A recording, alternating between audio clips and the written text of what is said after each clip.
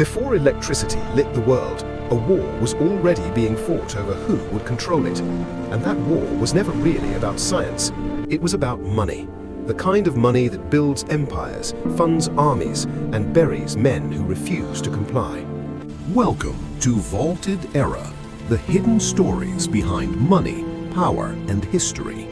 Nikola Tesla, born 1856 in Serbia, arrived in America in 1884 with 4 cents, a poem, and an idea that would change civilization forever.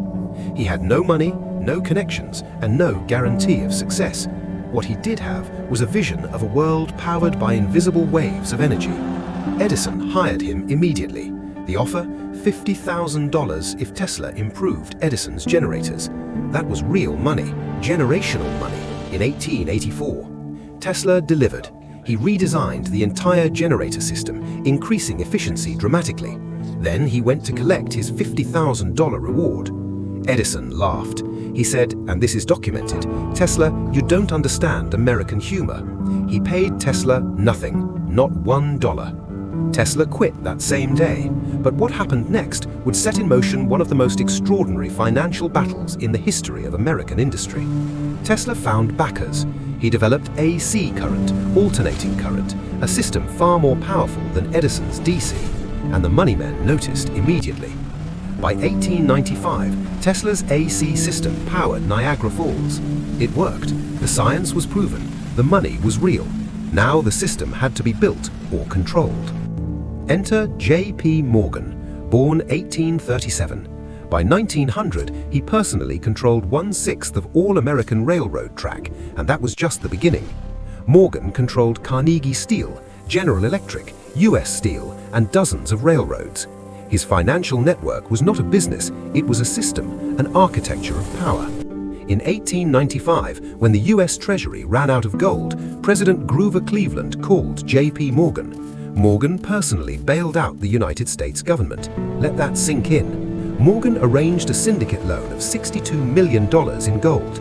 He made millions in profit and reminded every politician in Washington exactly who held the real power.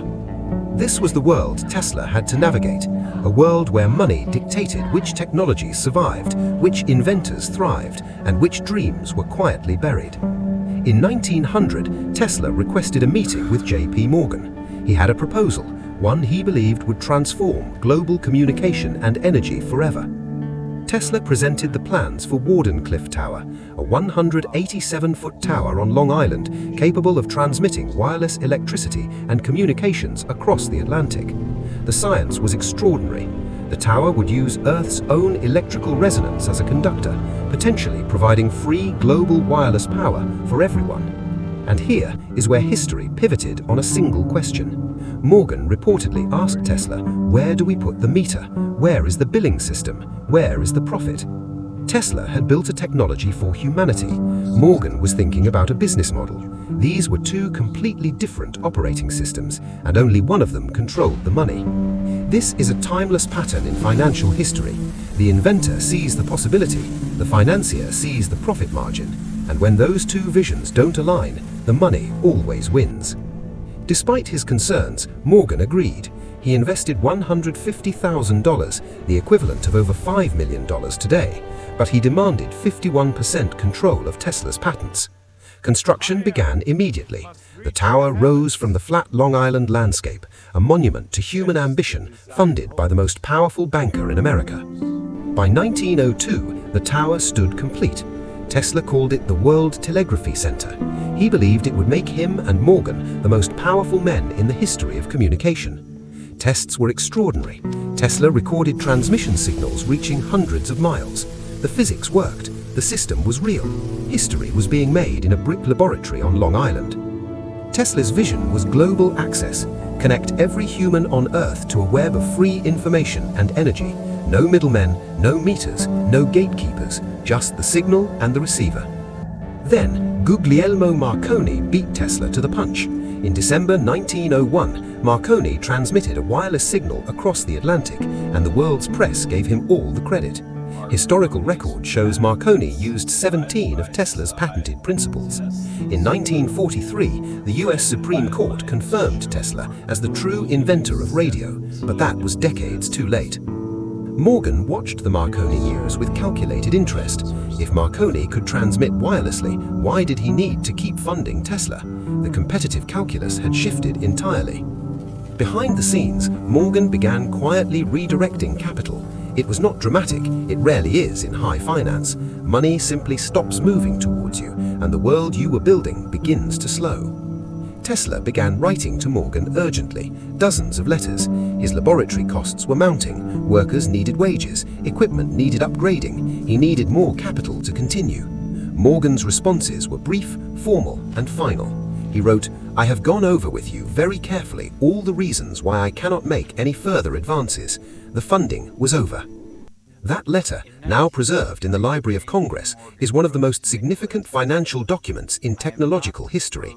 It was the moment the system chose profit over possibility.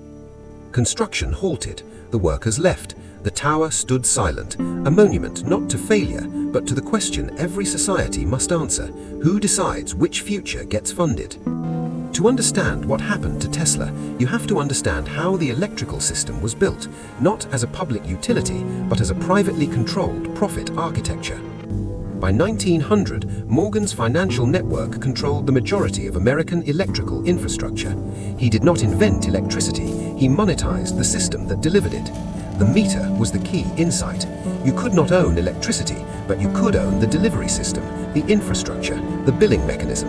Morgan understood this deeply. Tesla did not. This is perhaps the central lesson in financial history. The value is rarely in the invention. The value is in the system that delivers, monitors, and monetizes the invention at scale. The Gilded Age was not built on genius alone. It was built on the systematic control of infrastructure, rails, oil, steel, and electricity by a small network of interconnected financiers. Morgan's system was self-reinforcing. Capital generated returns. Returns were reinvested into more infrastructure. Infrastructure generated more capital. The loop was nearly impossible to break from the outside.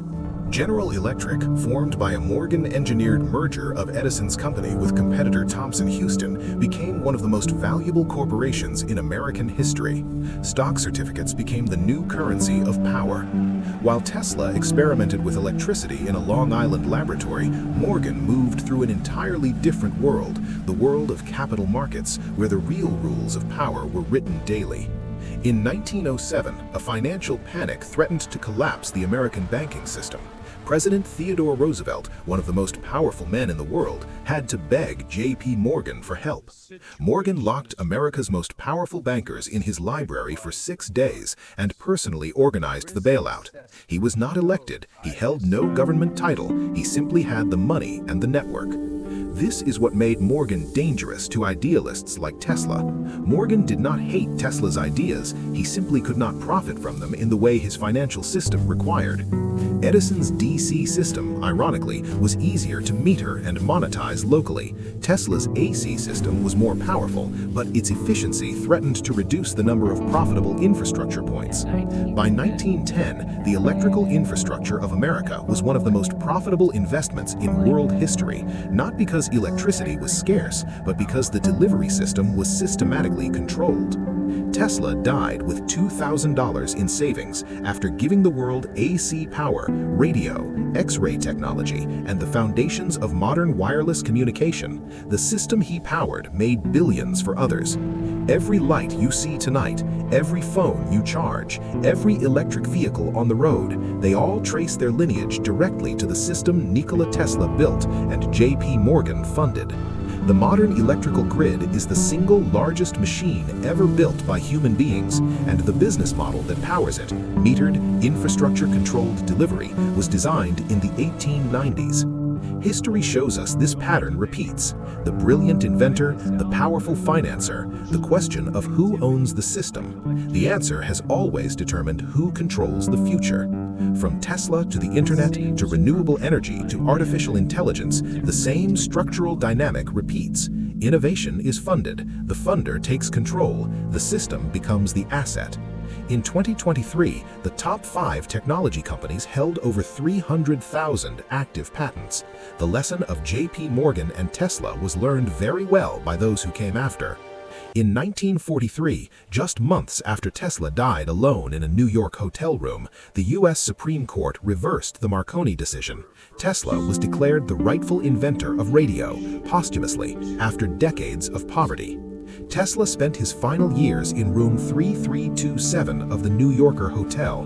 He fed pigeons in Bryant Park. His mind remained brilliant, but without capital. Brilliance is architecture without a foundation. J.P. Morgan died in 1913, one of the wealthiest men in American history. Andrew Carnegie famously said, "Morgan is not rich, he is poor, he only has $68 million. The scale of Gilded Age wealth defies modern comprehension. Morgan's financial genius was not in accumulating cash, it was in controlling assets through corporate structures, bonds, and equity stakes, a lesson that would define American capitalism for the next century." 3 levers of financial power, infrastructure control, credit control, and intellectual property control, were all wielded by Morgan simultaneously. Understanding these 3 levers explains most of economic history. In 1917, Wardenclyffe Tower was demolished and sold for scrap metal. Tesla owed back rent. The tower was gone, but the questions it raised about money, power, and who funds the future, those have never left us. Today, the Wardenclyffe site in Shoreham, New York, is the Tesla Science Center, preserved as a historic landmark. It took a century and a crowdfunding campaign backed by Elon Musk to restore it. Tesla's dream of global wireless connectivity is now the infrastructure of the modern world, delivered through systems his original vision predicted, owned by corporations that have perfected Morgan's monetization model. Tesla wrote, "The present is theirs, the future for which I really worked is mine." History proved him right about the science. History also proved Morgan right about the money. The corner of Broad and Wall Street today looks nothing like it did in 1900, but the financial system that operates there was built on principles that Morgan and his contemporaries engineered. In 1910, Morgan's close associates met in secret at Jekyll Island, Georgia. From that meeting emerged the framework for the Federal Reserve Act, the central bank that still governs American monetary policy today. 9 men representing roughly 1/4 of the entire world's wealth secretly designed the American monetary architecture. This is documented historical fact, detailed in the Monetary Commission reports and memoirs of attendees. The system they designed was elegant, a central bank that could control credit creation, interest rates, and money supply, giving those who understood it a permanent structural advantage over those who did not. The gap between those who understand how the money system operates and those who simply work within it, that gap is not an accident. It is the architecture, and it was built deliberately.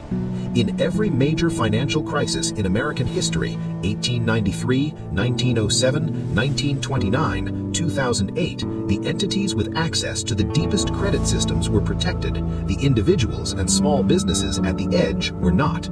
Tesla never stopped working. Even as his finances collapsed, he filed new patents. He corresponded with scientists worldwide. His mind never accepted the verdict the financial system had handed him. And here is perhaps the most important thing history teaches us through this story. The system can reject a vision, but it cannot delete the idea. The idea waits, and eventually the world catches up.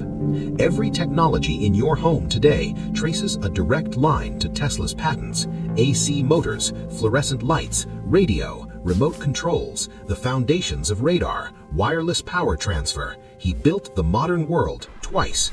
There is a certain historical irony that the most valuable electric vehicle company in the world bears Tesla's name, and its stock market value at its peak exceeded the GDP of most nations. The name survived, the legacy survived. The idea of wireless, free, abundant energy for all humanity survives in research labs, in startups, in the imagination of every engineer who ever felt the system was working against them.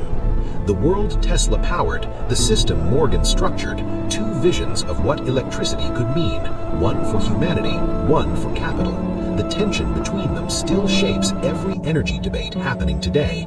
History is not just what happened, it is the system that shapes what happens next. And when you understand the system, the money, the power, the structure, you begin to see the present with completely different eyes.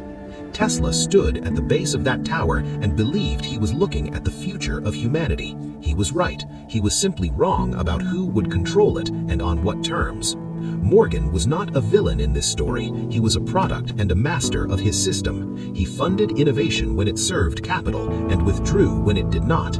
That is the system. That has always been the system. The tower is gone, but the question it raised is more relevant today than it has ever been. In a world of infinite possibility, who decides which future gets funded? At Vaultedera, we believe that understanding these hidden stories, how money really moved, who really held power, how history was really structured, is one of the most valuable things you can learn. At Wardenclyffe, the stories we tell here are not conspiracy. They are documented history that was never taught in school. The archives are open. The record exists. The patterns are real, and they matter to your future. For more hidden vaults, subscribe Vaultedera. We will back shortly with new vault on Nixon's shop, the 1971 decision that secretly rewired every dollar on Earth. Don't miss it.